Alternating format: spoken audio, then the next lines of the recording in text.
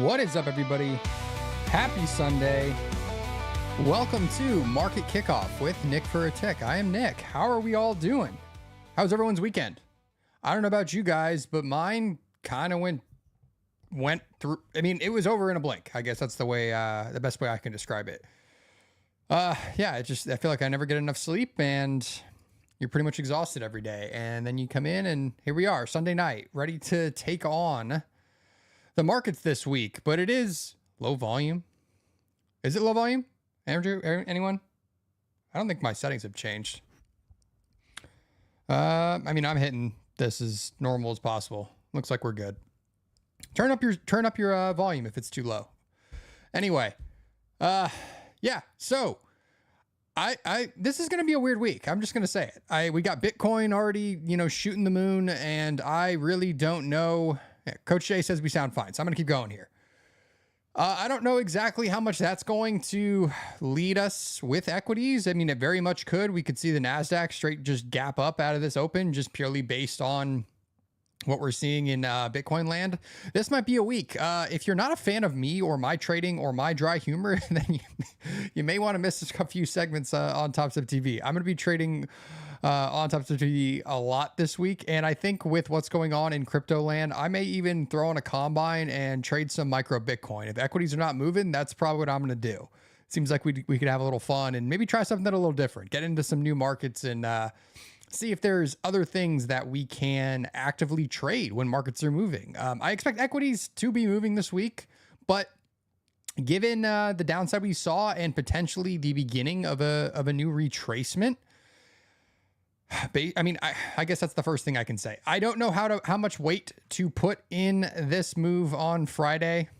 If you were not paying attention, you had the most stereotypical, ridiculous, easy call buying, end of month flows type move up that just made so much sense. And I had locked out of all my accounts. I wasn't going to trade options, but I was on a run around 1 p.m. And I think like the 5900 SPX strike was trading around $1 at that point. And it's one of those where I kind of was sitting there like, no, you're not going to do it. That's a stupid move. But of course, we not only hit that, but continued to move all the way up. So what I'm saying is, I don't know how much weight I'm putting into this just yet. It's one of the reasons why my pivot's going to be a little bit higher when you're looking at last week's range. In fact, I was so discombobulated today, I didn't even draw my volume profile for last week. So let's do that right now.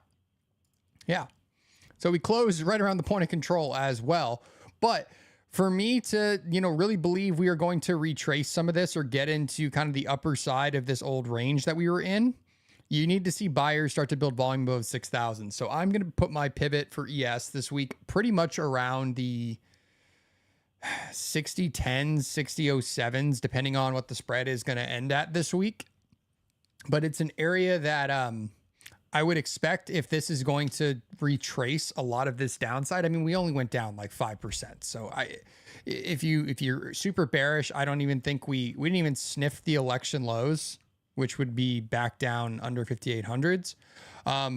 You just kind of saw orderly selling, exactly what you'd expect. You didn't see a ton of violence. We did see a lot of you know, after the kind of moves down in the open, you saw some recoveries, then you saw maybe another leg down, but it seems like overall, when you look at this, you kind of had an excess low, and now we closed on the week's point of control. So it really isn't that much downside in the grand scheme of things in the previous week.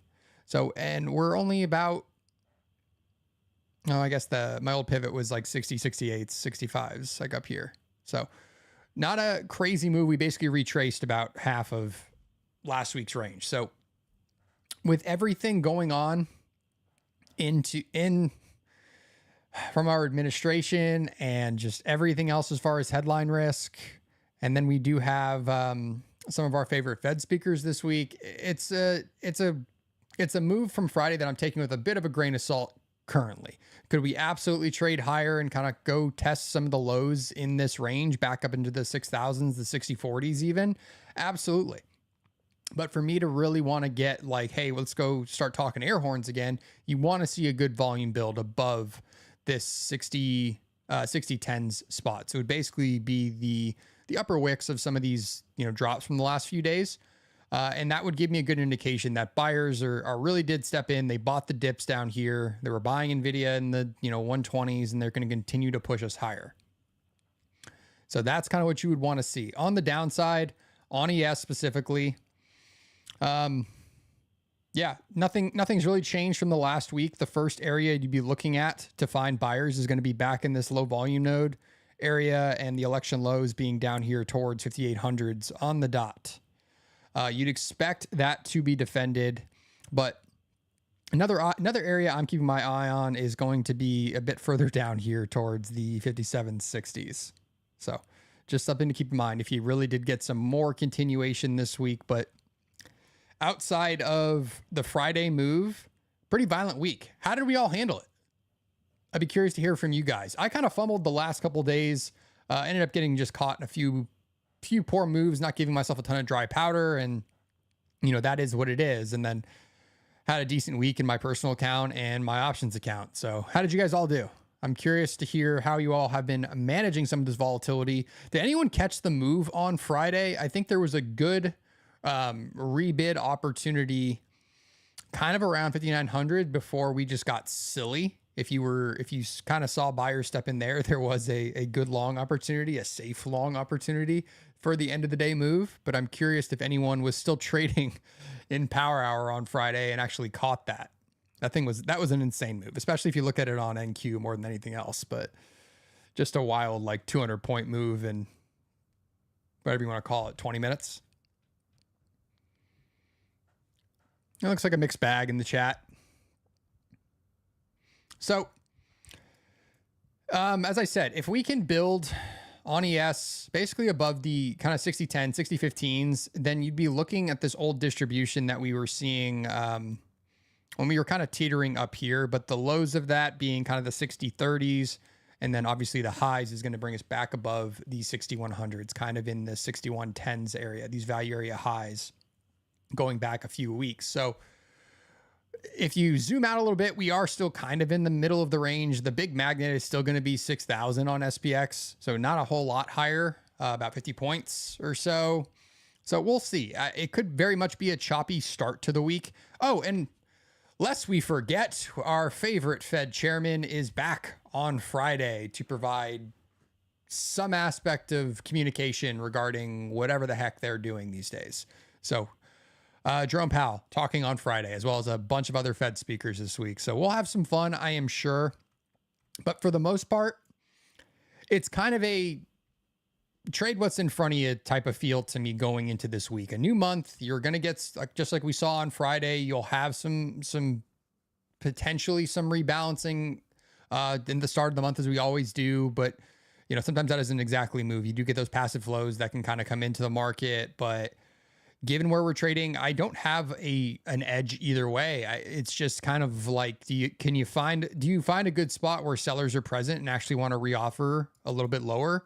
And even if we measured this move so far, even from the most recent high that we made, I mean, it's only about 5%, and we've only retraced a little more than 2 of that. So honestly, about my pivot is probably about a half retracement from that high. And don't go crazy here, guys. I know that's not perfect. I just was like quickly eyeballing this for you of where I was drawing that, but you can see roughly that'd be like 2.5%. So we said about 5, and somewhere in this range around 6,000 is going to basically equate to about 50% retracement. So it would not shock me if we came up to that area and then the market has to make a decision on what it wants to do. And there's not a whole lot of catalysts outside of the usual cavalcade of fun news releases that we typically see in any given week. So like I said, tough to have a real edge outside of if you are looking for more downside, you kind of have your rough targets and they're going to be below that election low and probably the bleeding stops somewhere down towards the mid to low 5,700s. I just have a hard time believing unless there is a new headline, or you just never know with who's in office and at any time. The headline risk is just insane. So we'll see too. We're supposed to have maybe more clarification on Tuesday. I think it's Tuesday, March 4th, right? What day is today? Today's March 2nd, I believe. Yeah. So Tuesday, allegedly more tariff news as far as Mexico and Canada, maybe even China. So we'll see, man.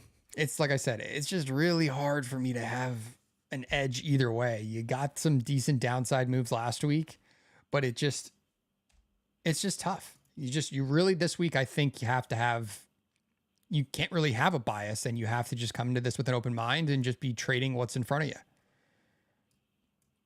So on NQ, not quite as big of a recovery as ES did, kind of getting back towards the point of control for the week. NQ basically sitting at the bottom of this, whatever you want to call this misery that we've been in for a couple months now. Going back to basically Thanksgiving, it's just this very wide range we've been trading in the NASDAQ, and we're basically at that value area low, kind of where we close. So NQ, if we get the volume build above basically where we closed over here in the 900s, then you'd be looking for us to make a trip back up towards the 21,200 area for sure. If we got that full bullish rotation, looking at the last few weeks of volume here, the next logical place up is going to be, I think the level we were talking about last Sunday was going to be that kind of 450s spot on the NASDAQ. And then all roads eventually lead us back to that long time frame point of control between the 5770s, 5750s, all the way up to kind of the 620 area. So personally, just looking at the violence that we kind of saw in tech and in NVIDIA last week, I would expect the 21,200s to be defended, just like I think I was talking about in ES. That 60-10 spot probably would roughly equate to around the same area, maybe a little less than that on the NASDAQ. But the way NQ moves, who knows? I would expect this to be defended, if not even a little bit lower, down towards the 150s, 100s area. But just at a tough spot, you easily could see some aspect of reflexive bounce getting some more continuation in the early parts of this week, but it would not shock me to see sellers, step back in and continue to move us down a little bit lower. We just had so much consolidation down here at these lows. It kind of looks currently like maybe it's a decent bottom, but do those get retested? They always do. So you definitely could see that come down again towards the 20,000. What is it? Is that where we were Friday? Yeah, the 20,600. Basically, we were chopping around for a lot of the day on Friday. Yeah, I would very much expect it once again to provide some aspect of resistance, but if we got a good flush, I think we might melt through those lows. And that would take us down to the same target I feel like I keep talking about on NQ. Every time we get a good move to the downside on the week is going to be back here towards these 20,300s, be the election night lows that I just want to see tested. I don't care what happens after. I just want to see us at least make that excess move below it, and then we can go back to marching to an all-time high. I just want to see those levels kind of respected. So that's kind of what I'm seeing for downside. I don't know how much outside of continuation or outside of whatever the tariff news may be or may not be on Tuesday. We're back to, you still kind of need a catalyst, I feel like, to push this market down further. And we are open and a solid gap up on the NASDAQ and ES. Not much on ES. NQ about 100 points from that top tick. Yeah, about 100 points. So not a big gap. And it looks like it's already trying to go fill it.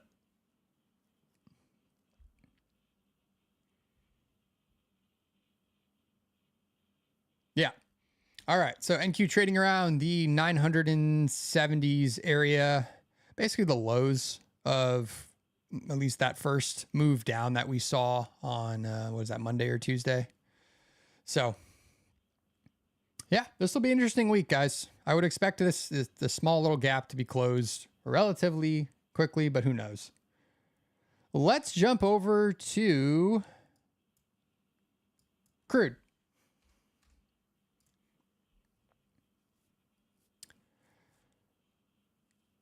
So, if you remember last Sunday, I was talking about maybe, finally, hopefully, this area around the 70s, the low 70s into the kind of high 69s, acting as the new bottom of a new range and not falling back into the old balance range that was 69 to 65s on crude. How do you want to zoom in and look at it?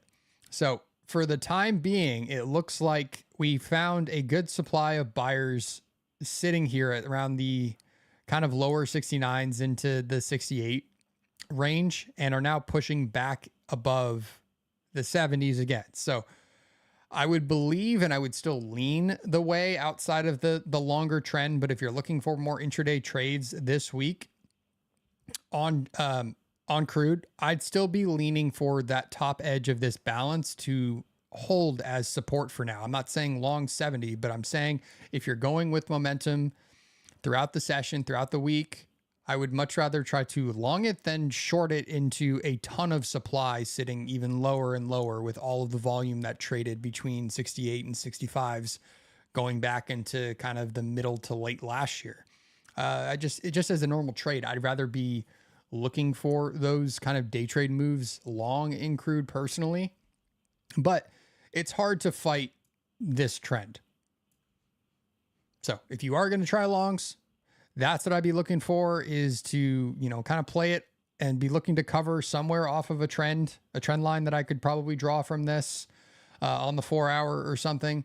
But I like that the point of control was near this low and we continued to kind of bounce off of it in CL. So if we can continue to see volume building above kind of these 70s, then I would be looking for that rotation back up at least as high as kind of these mid 71s, maybe even that full rotation up to all of this volume sitting here around the 7250s area, which I think is what I was talking about last Sunday for the very similar move, basically where we opened last Sunday night.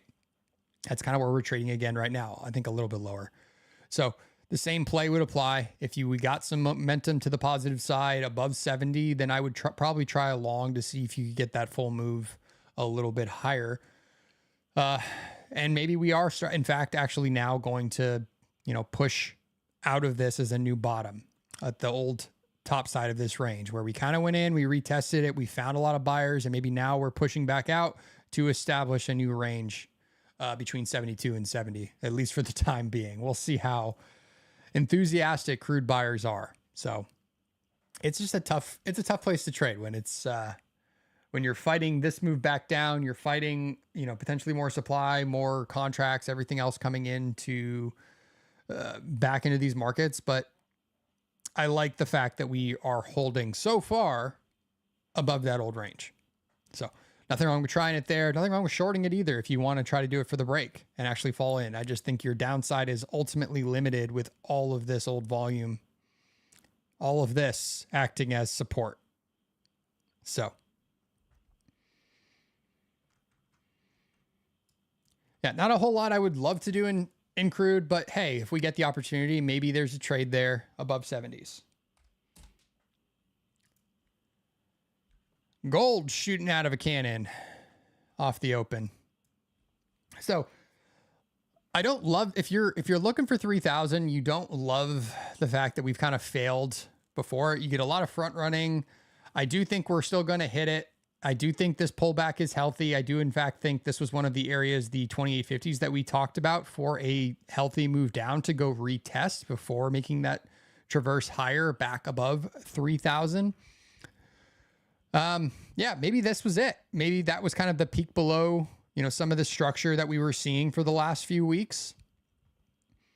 I think I wanted a little lower. I think I wanted a retest back down here towards the 2800s and inside there. But hey, you if this starts to be the move back up, you don't want to fight it, since we did get a good week-long move down. And then you found buyers at an area that made sense. So a good amount of structure built here from a few weeks ago. And now maybe making a move steadily higher. So as I've been saying for weeks, I have no interest outside of maybe a day trade or something, if there was something specific I was seeing, in trying to get short GC, because I want to see 3,000s. But if there's an opportunity that presents itself for a good reoffer and move lower, then you take it. But for the most part, I want to be long, and I'm targeting back up towards the highs of the last 2 weeks, these 2 points of control here. If you've caught a good long above, 2,900 or something, where we are continuing to see this move higher, if we can get above 29s, that's probably where we're going, is heading all the way back up, at least to the consolidation we saw, I think on Thursday, before we really got that solid move down. So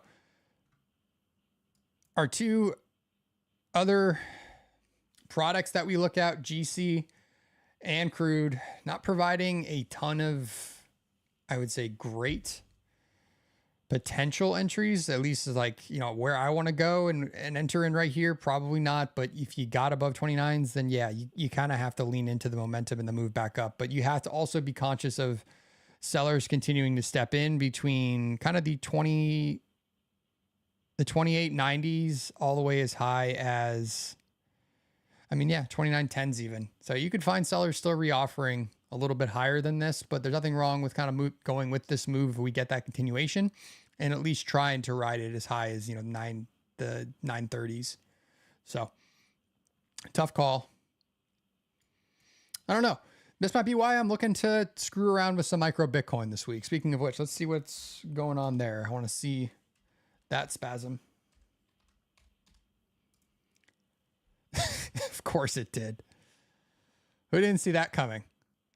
Well, if you were kind of not paying attention to Twitter the last day or so, the McRib indicator is back. There was a good thread that made me laugh, where every time the McRib goes away, Bitcoin doubles. And of course, almost to the day, we get a positive headline for a strategic Bitcoin or strategic crypto reserve, with a bunch of names in the sector being named. So naturally we gap up. So maybe there'll be some fun in crypto land this week to screw around with some combines and just have some fun. See if we can take some trades. I built a few of my, I didn't build. I have a chart book that I've been screwing around with for Bitcoin. So I actually kind of want to screw around with it and actually trade it a little bit and see if I can get any sort of signal from it. So maybe we'll trade a little micro Bitcoin on a combine. Have some fun with you guys on TopstepTV this week. If it's moving, yes. If it's not, I probably won't even bother. All right, let's jump over to earnings this week.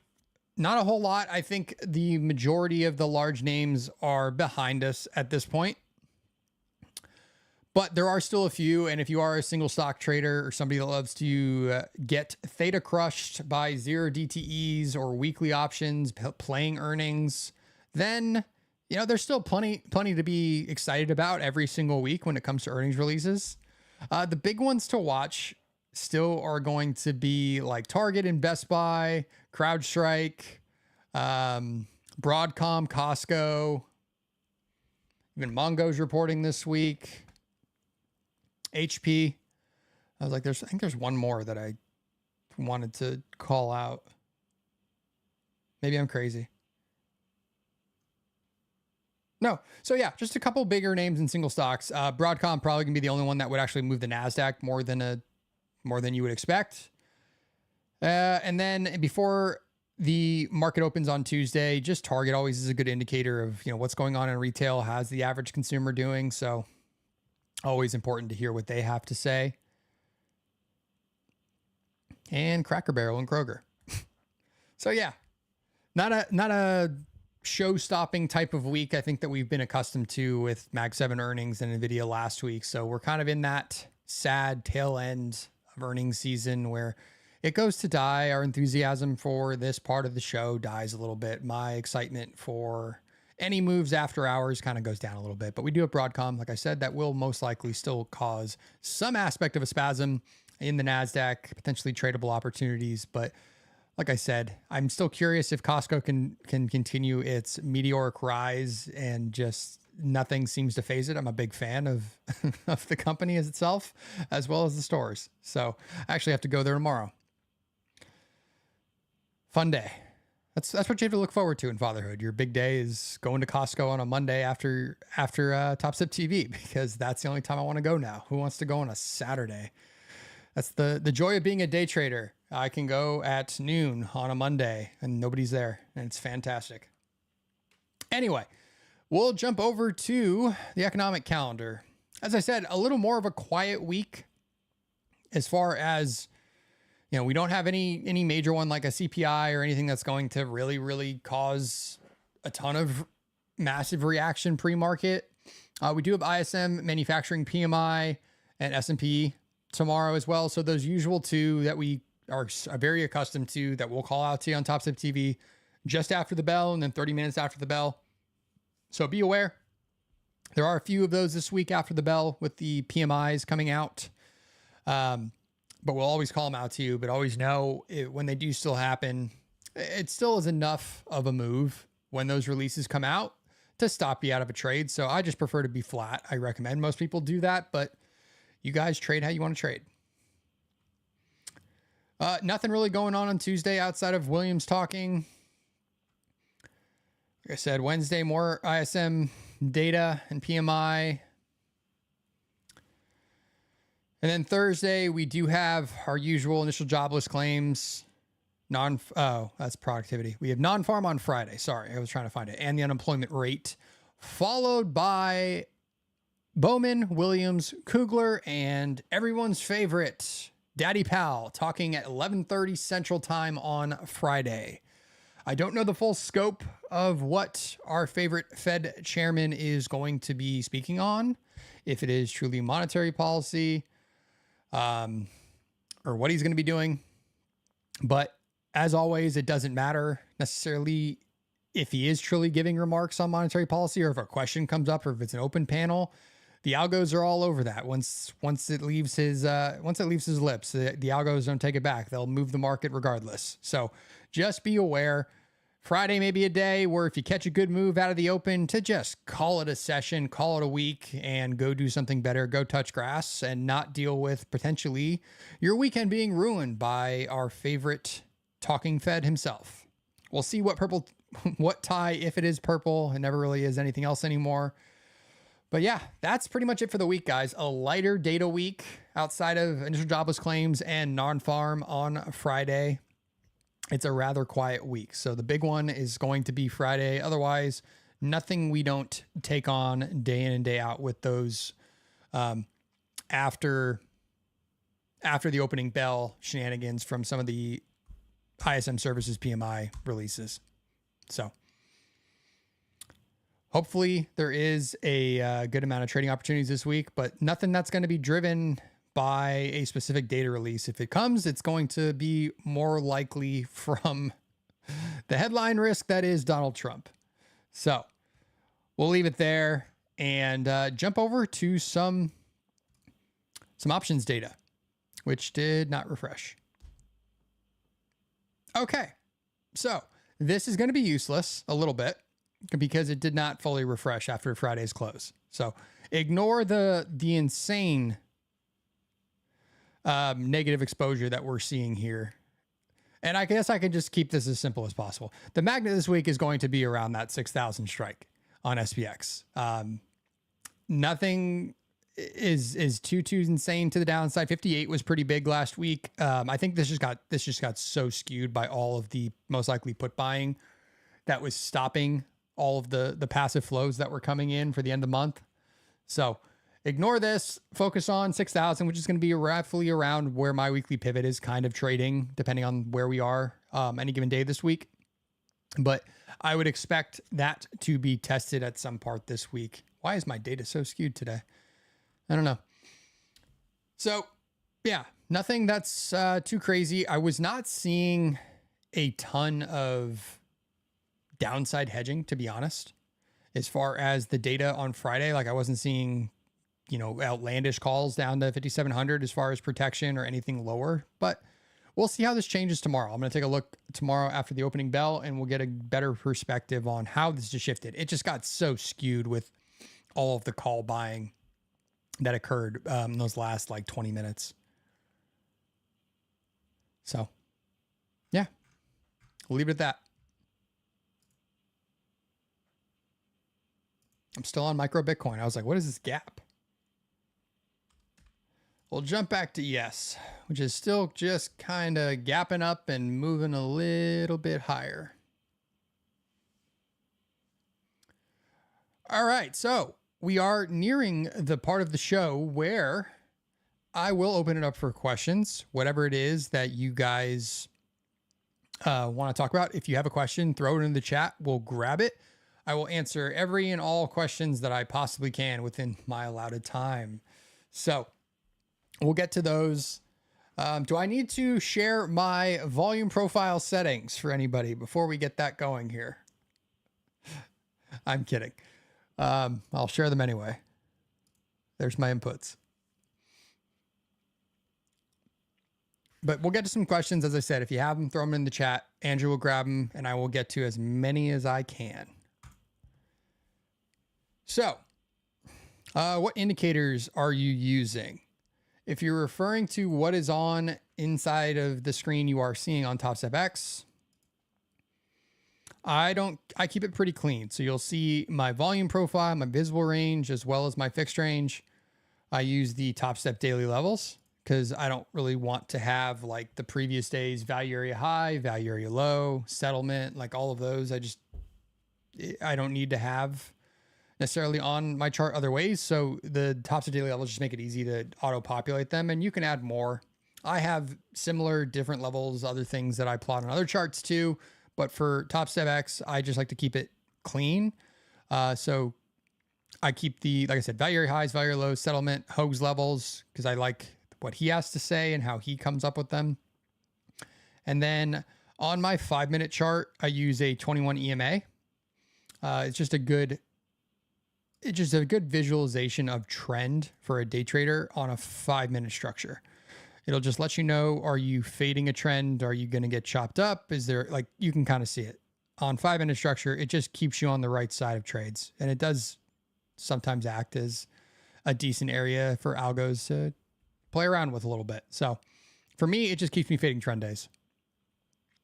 So I like to use a 21 on my 5-minute, and it goes to a 1 hour. I mean, it'll still give you an indication of trend, but doesn't have quite the same effect. So that's pretty much my indicators inside of TopstepX. Other things I use delta by price, a few other things to detect things like exhaustion and stop runs. And I have my candlesticks repaint based on delta of a certain parameters that I like to set up. So a few things, but for the most part, that is, that's pretty much what I operate with. What I use day in and day out, I mean, it's delta by price, price action, volume, and, simple things, VWAP and my own levels that I draw. And then it's just patience. I don't really think you need a ton of indicators.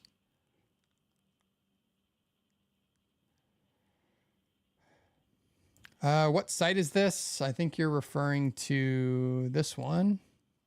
So tradingeconomics.com, and then just click on their calendar. It's free. You don't even have to sign up for an email or anything. And you can just bookmark it, save your settings, and it'll keep your time, and you can filter if you trade DAX, or you're one of our friends in the UK or in Europe, you can adjust it for maybe other things that are more relevant.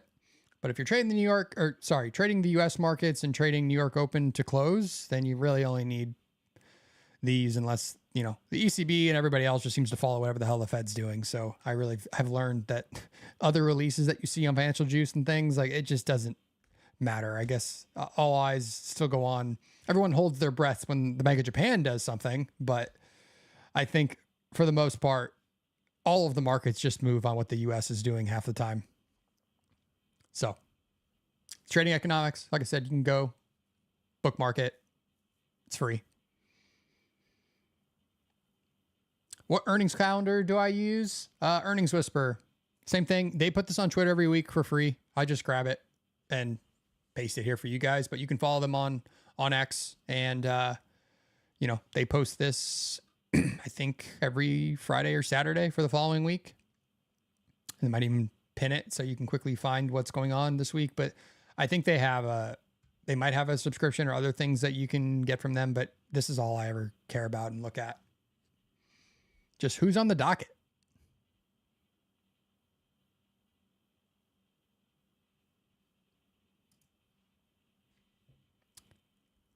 What were you using for gamma levels? So there's a million providers out there. I just use, from a mentor of mine, he's built some models that are on a website of his called TraderAid. So it just gives a simple aggregation of the histogram in a simple, easy to understand way that I share with you guys. And then I use a few other things to kind of track, options flow and some 0DTE flow and other things. But there's a million providers out there of this data. If you're interested, check them out. They all are a subscription to provide the data and aggregate it in a way that makes it easily readable. But it really kind of depends what you're looking for and how you're looking to trade off them. I just tend to help guide futures trades. I am not making, it's funny, I'm not making a ton of my options. It's funny, even my options trades, my 0DTE trades and things, like, I'm basing more off price action and volume and 0DTE flow than I am off anything that has to do with gamma. It's more just volume and what am I seeing the flow actually look like. So there's a ton of ways you can go different directions with this stuff. Is it necessary? Absolutely not. Can it help you visualize and understand where we may gravitate towards? Absolutely. Do I think it's necessary? Not at all.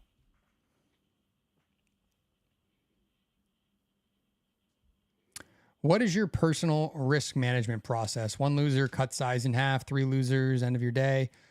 For me, it really is a 3 strikes and you're out type of thing. It's simple, easy to do, keeps you from snowballing. So I tend to, size my trades that way, depending on, I may get myself another at bat in there, or have a little higher drawdown. If I'm more confident in an entry, I may, go 20 points on NQ versus 10. It just kind of depends on what I'm thinking and where I can kind of define risk in an entry. But for the most part, it is a typical, like, 3 strikes and I'm out, with futures more than anything else. It just depends though, because in my personal account, I may take a lick and then just really sit for a long time.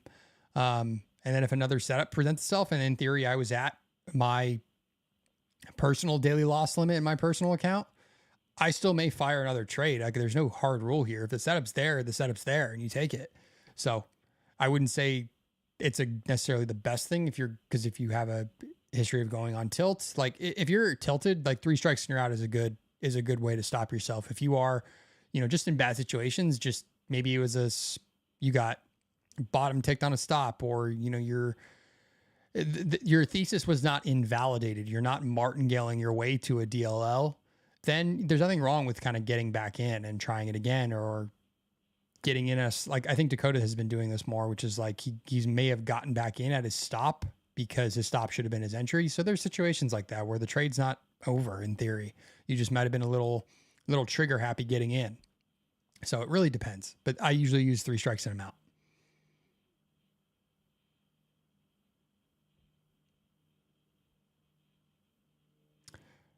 Are those your levels, horizontal lines, or some indicator? That is the Topstep daily levels.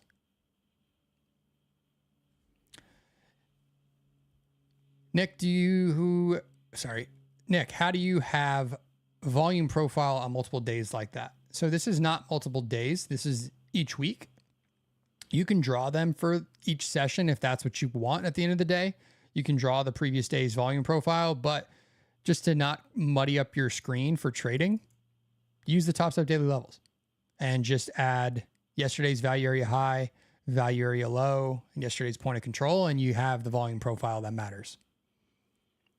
So if you're trading off other levels that aren't those from the previous day's volume profile, I mean, I don't love doing that. And it's just more of a mess on your screen. So I like to use the week and then have, MGI be auto plotted like Topstep's daily levels for the value area highs and value area lows.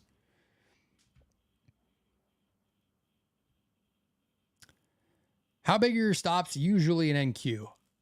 They can be as tight as 10 points, and I will let it go as high as 25. Depends on size, depends on conviction, what I'm trading, what's the state of the market. But for me, typically with a 3-lot order on NQ, it's going to be somewhere between 10 and 15, just about every trade. So you can kind of see my math there with the 3 strikes and you're out. Basically equates to a DLL if I was 0 for 3 in theory, like I think I was on Thursday.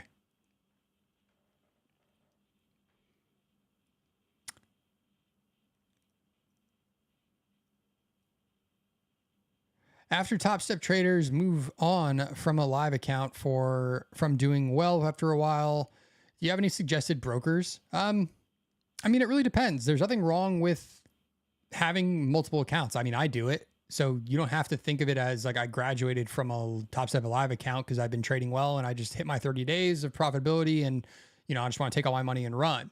In theory, if you've been taking payouts, you should be funding your personal futures account that way anyway.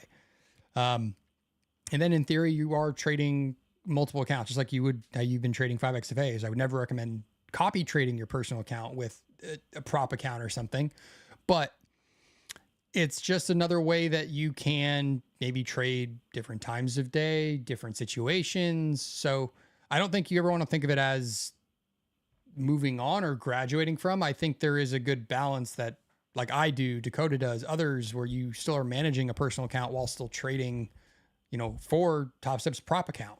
Like, I think there's a lot of value there. It's still going to teach you new things. It's still going to, give you access to other things that are going to help you become a better trader rather than, okay, you took all your money out of your live account, you threw it in a personal account, you never learned anything, and then you blow up your account and you're back on trying to trade, in XFAs and eventually get back to live again.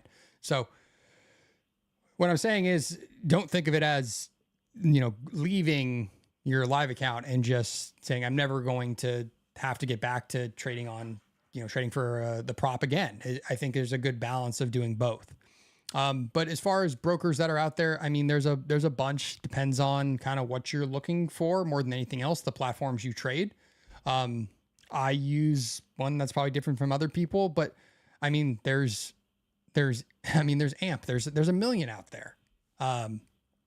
There's Trade8, there's Ninja, there's all these that actually do have that true kind of personal brokerage. You could use interactive brokers. I mean, there's a million, man. It just depends on what you're looking for as far as margin, commissions, flexibility. There's a lot of private introducing brokers too that can, help you and have outstanding customer service and have a plethora of different platforms that you can use in every single connection that's available. So, yeah. There's a ton. It's hard to point you in a direction specifically without knowing kind of what you're looking for. What is your typical size? 3 lots on NQ, 5 lots on ES. That's how I trade Topstep. That's how I trade my personal account.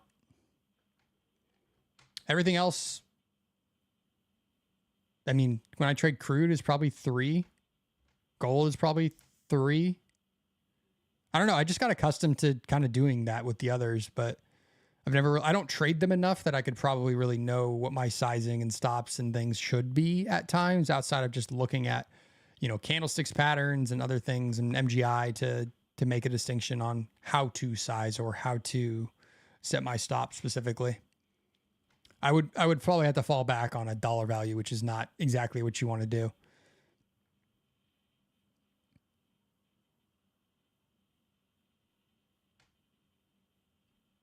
If you're up maybe 6 trades in a row, do you partake in equity curve trading, e.g. risk some of that P&L by sizing up to squeeze more juice out of that line?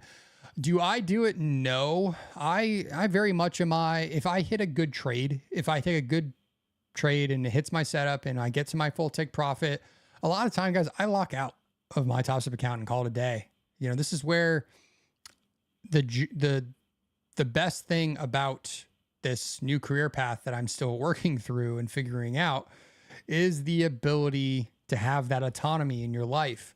So for me, if I'm up a couple grand, which is a good day for me, there's no reason for me to risk giving it back to the market. I just would rather take advantage of the fact that I made whatever you want to call it. I mean, and if I can do that a few days a week, like that's a pretty nice living. And I was only at my desk for, an hour or 2 hours, and I can just call it a day. So I typically don't, but there's nothing wrong with that. If you are willing to, I guess, have that hard stop on like, what is the max? Like if you're up $1,000, and maybe this changes for people, maybe you've never thought about this, but if you're up $1,000 and $1,000 day is like one of your largest days that you've ever had, then you really need to think hard, I guess, about the amount of money you're willing to risk putting back into the market to try to do what you say, which is squeeze a little more juice out of it by sizing up. It's a great way to go on tilt. So I don't recommend doing it. I don't really do it. Have I done it? Yes. Has it worked out for me sometimes? Yes. Has it also blown up in my face and I turn a green day into a red day? Absolutely. So there's a fine line on taking another trade because it makes sense versus sizing up because you've got a little more cushion and then it just can blow up in your face. So do it. If you're going to do it, there's a way to do it responsibly.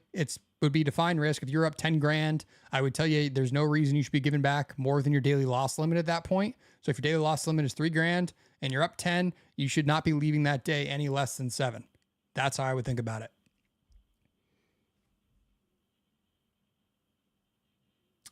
Can you check NQ? Do you think because of Bitcoin, we see QQQ, triple Qs a lot? Do we see the Qs rocket Monday or not related? I mean, I think you're getting you got a little of that pop just naturally kind of from that news, as well as even maybe just continuation from Friday. It's hard to, Bitcoin kind of follows what's going on in the NASDAQ. I feel like a lot of the time, then it kind of, I wouldn't say it's going to be the lead outside of just an initial reaction. So if we continued to move up, do I think that has anything to do with Bitcoin tomorrow? No, I don't think it has anything to do with it. I think it's more buyers and sellers, and the dip was bought last week. And now we're trying to, find a bottom and make the move back higher. I think it has nothing to do with Bitcoin, but we'll see. It was so volatile and insane. And you got Zelensky and Trump and Vance fighting in the Oval Office. I mean, that was just good TV. So there's so much headline risk. It's hard to get too excited about anything moving this market up or down these days. So trade what's in front of you. Don't go in tomorrow with the bias. Whether Bitcoin's continuing to move up or not is what I would tell you to do. WWE Oval Office. Absolutely. It kind of felt like that, man. That was, like I said, that was just good comedy. I enjoyed it. I enjoyed, watching back the highlights. All right, guys. Are there any more questions? If not, we'll get out of here. Oh, there are.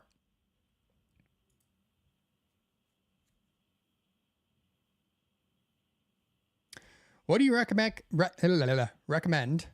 What do you recommend as a top contract amount to get through a 100K combine?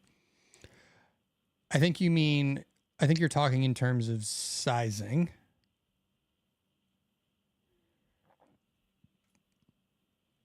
For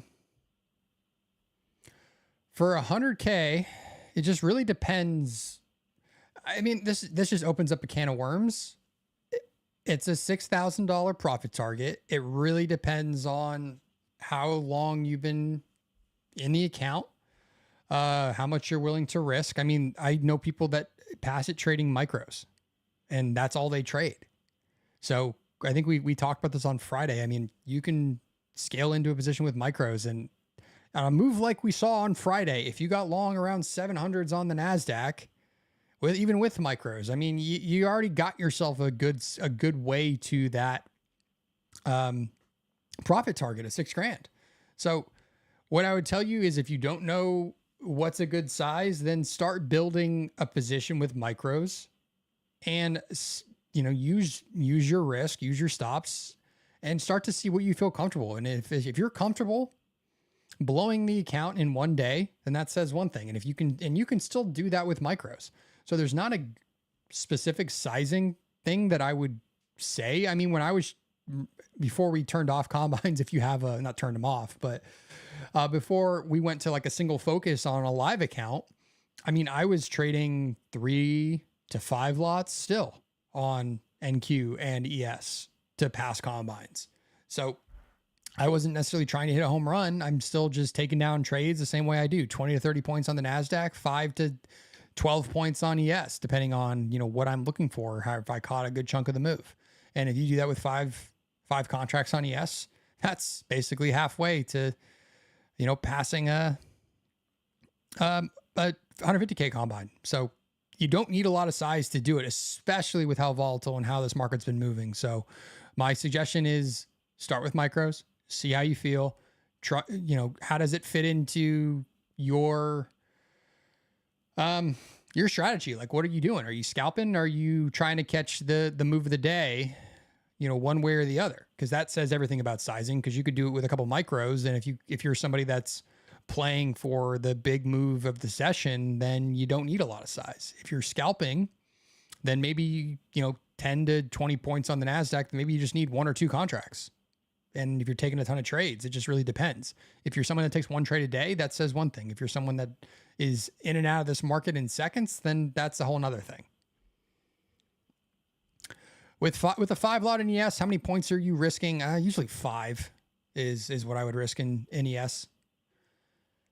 But it depends. I'm a lot more sniper-ish with my entries on ES. I try to be, and I try to define, know where I'm wrong real quick with some of my entries in ES, where it's like, it's got to move and got to go right now. And if it gets above X, then I should be out of this trade. I think I did that a few times last week, where I may have cut like a 3 lot ES long or short, whatever it was, for, I don't know, like a $200 loss, $300 loss. And I was out for a 1.5 points, and the market continued to move higher. So I think it just depends on my entry more than anything else. Hey, Nick, which broker do you use for your personal account? Thank you. I use EdgeClear. I've used them forever. They're great. Yeah, there's a million brokers out there, but I've always enjoyed working with them.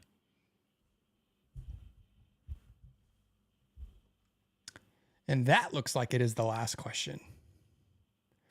Nick, do you know who's covering slow markets tonight? You are in the good hands of Coach Jay, who I think has been in and out of the chat this evening.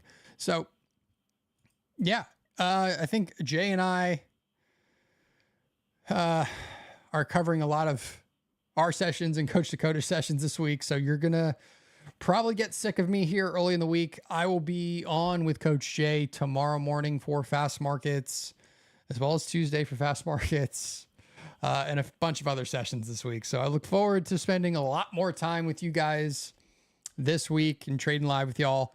I don't know how much how active I'm going to be trading this. I don't know what this market's really going to give us this week. I don't have a lot of, I guess, positive feeling for like good volatility, where I just think you're going to get days like Tuesday or Thursday when the market was moving. There was a lot of good opportunities if you're patient. I don't know what we're going to get. So I might be a little gun shy this week with a few opportunities. I don't know. I think I'm going to be a little picky, but we'll see. But yeah, I think Coach Jay is covering a majority of Coach Dakota's slow market sessions this week while he is on a beach somewhere, living the day trader's dream of just, relaxing and not staring at the markets because you've done well and you can actually enjoy the fruits of your labor. So I look forward to doing that eventually one of these days myself. But yeah, thank you guys as always for being here. Really, really do appreciate it. Thank you for carving out some time on your Sunday evening, on your weekend to learn a little bit with me and, dissect these markets and see where we might go this week. So quick recap, and then I will let you all out of here.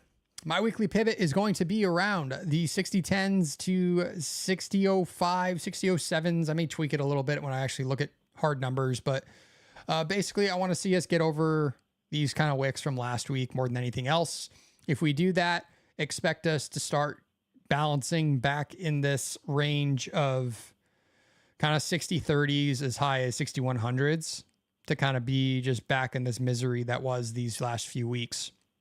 So if we don't find sellers here, that's what I would expect. But if we do, we all should be have marked and targeting the election lows down here below 5800s. So that's what I'd be looking for. We do have this gap, this tiny little gap on ES and NQ that you just need to be aware of. They don't always get filled, but they do tend to get filled, it seems like, more recently. So we'll see if it does. We'll see when it does. But I appreciate you guys all being here. Thank you for hanging out. And I will see you all tomorrow morning on Fast Markets with Coach Jay. And tune in for him taking over slow markets this evening for Coach Dakota. And everybody have a wonderful rest of your Sunday and weekend. Go outside, go cook something, enjoy time with the significant other of your choice, and let's all have a good week. Let's trade safe. Let's not do anything stupid. Nobody blow up their accounts, their live account, their combines, their XFAs.